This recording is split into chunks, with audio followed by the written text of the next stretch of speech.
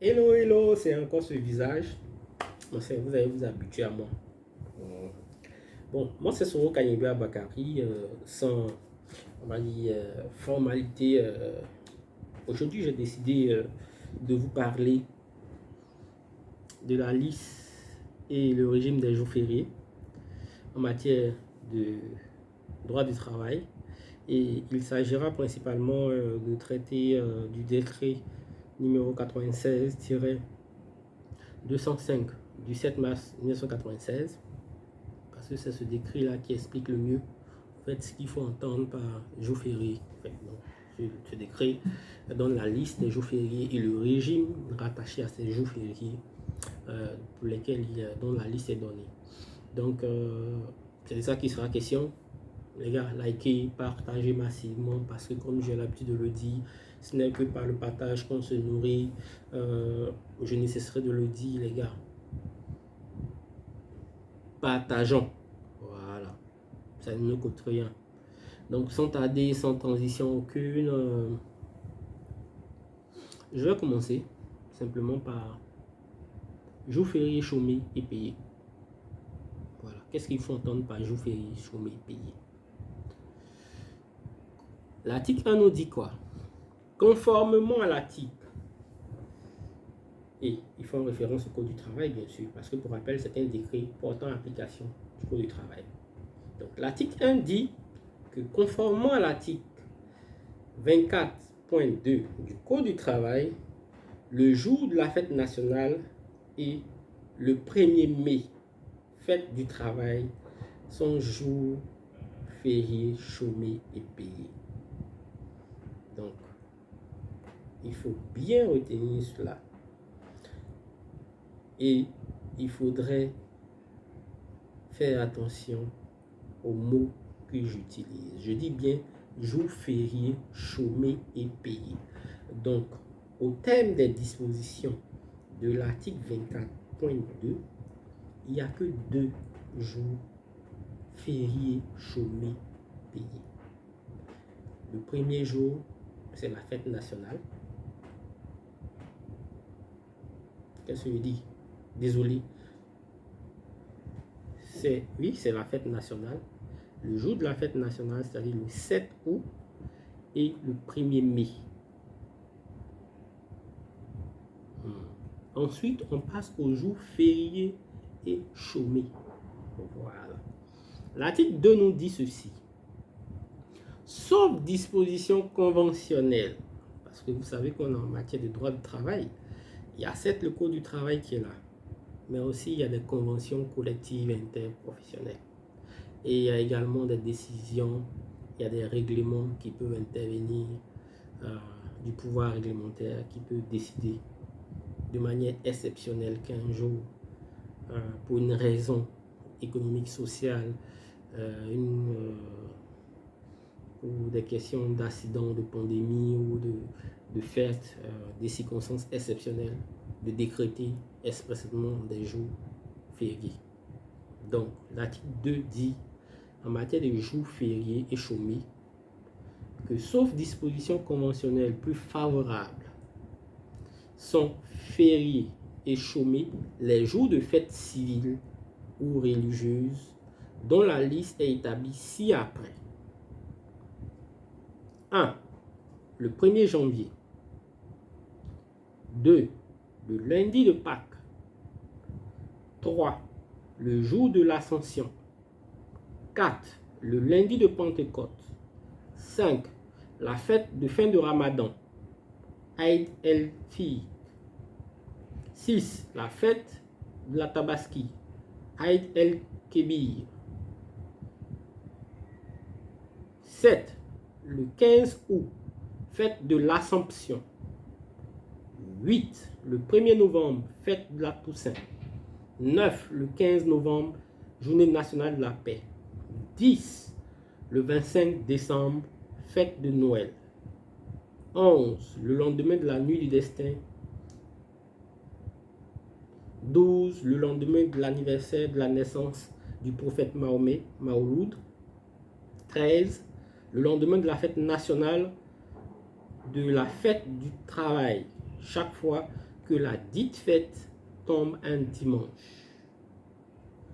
14. Le 7 décembre, jour d'anniversaire du décès du président Félix Houphouët-Boigny, premier président de la République de Côte d'Ivoire, pendant la période allant de la date de signature du présent décret au 7 décembre, l'an 2000 inclus. Donc, visiblement, ce 7 décembre-là n'est plus considéré comme un jour férié chômé, parce qu'il y avait un délai. Ensuite, l'article 3 nous dit ceci, qui traite des régimes de ces jours-là. Le régime des jours fériés chômés et payés comporte les obligations suivantes. Et c'est là que les choses deviennent très intéressantes. La suspension du travail, ça c'est 1. 2. Le chômage est obligatoire pendant les jours fériés chômés et payés pour l'ensemble du personnel occupé dans les établissements de toute nature, agricoles, industriels et commerciaux, à l'exception toutefois des établissements ou services qui, en raison de la nature de leurs activités, ne peuvent interrompre le travail. Il y a toujours des permanences, bien sûr. 2.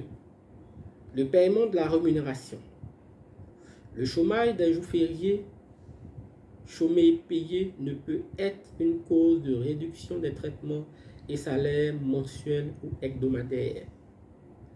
Les salariés rémunérés à l'heure, à la journée ou au rendement ont droit à une indemnité égale au salaire qu'ils ont perdu du jour de ce chômage.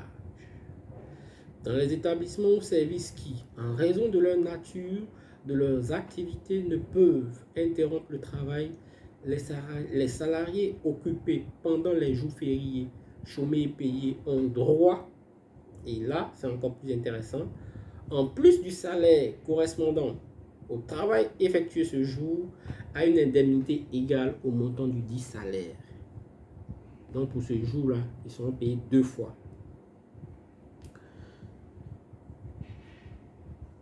Le régime des jours fériés mentionnés aux articles 2 et 3 implique l'observation des règles suivantes en ce qui concerne la rémunération des travailleurs. Si le jour férié a été effectivement chômé, les travailleurs rémunérés à l'heure ou à la journée n'ont droit à aucun salaire.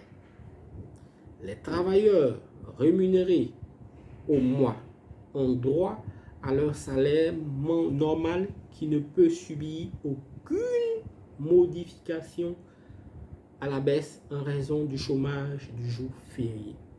Si le jour férié n'a pas été chômé, les travailleurs rémunérés à l'heure ou à la journée ont droit au salaire correspondant à l'horaire de travail et à la répartition de la durée hebdomadaire du travail appliqué dans l'établissement. Les travailleurs rémunérés au mois ont droit à leur salaire normal qui ne peut subir aucune modification à la hausse en raison du travail effectué le jour férié. C'est une prime en fait qui est égale à la durée, au montant qu'on verse par jour en termes de salaire. Ce n'est pas le salaire en réalité. Donc, les dispositions communes ci-après s'appliquent aux jours fériés, quel qu'en soit le régime. La récupération des heures de travail perdues en raison du chômage des jours fériés pourra se faire dans les conditions fixées par la réglementation concernant la durée légale du travail. Les heures de travail effectuées pour la récupération des rémunérations comme des heures normales de travail. Interdiction d'emploi de certains travailleurs. Article 6. Est interdit tout travail des enfants de moins de 18 ans.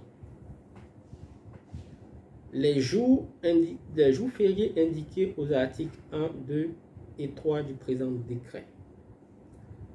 Article 7. Sauf accord des intéressés et sous réserve des dispositions prévues à l'article 3, l'alinéa 1er, le travail des femmes est interdit les jours fériés mentionnés aux articles 1er, 2 et 3 du présent décret. Sont abrogées toutes dispositions antérieures contraires à celles prévues par le présent décret. Constituent des contraventions de la première classe et punit comme telles les infractions aux dispositions du présent décret, à l'exception de celles commises en matière de rémunération qui constituent des contraventions de la deuxième classe.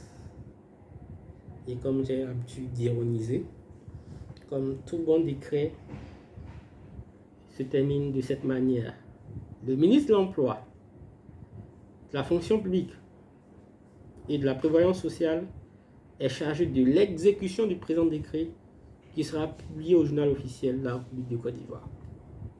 Merci à vous et bonne journée. Ciao, ciao.